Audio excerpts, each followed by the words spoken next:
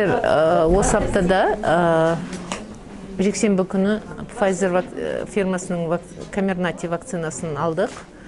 Ол вакциналар жасөспірім балаларға 12 жас пен 18 жас арасында және жүкті әйелдер 16 мен 37 апталық жүктілік арасында. Босанғаннан кейінгі 42 күннен асқан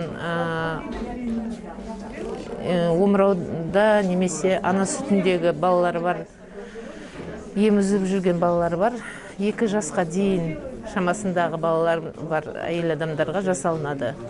Pfizer вакцинасын алған балалар немесе аналар, егерде олар ауырып қалған жағдайда немесе вирус жұқтырған жағдайда, оларды өте жеңіл түрде өтеді, немесе тіпті сезінбеуі де мүмкін.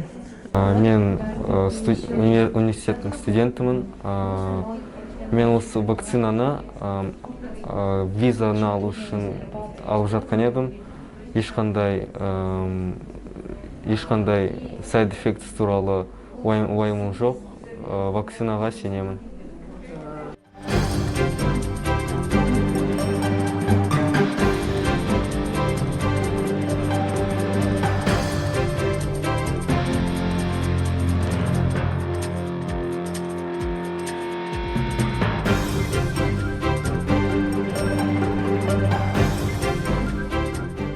Мы полгода ждали, когда приедет эта вакцина, и сегодня первый день, и мы решили сразу прийти и поставить вакцину. Вот дочери 17 лет, чтобы защитить, чтобы побыстрее развился коллективный иммунитет, я поставила, и вот дочь теперь решили поставить. Эту вакцину мы ей доверяем. Вот.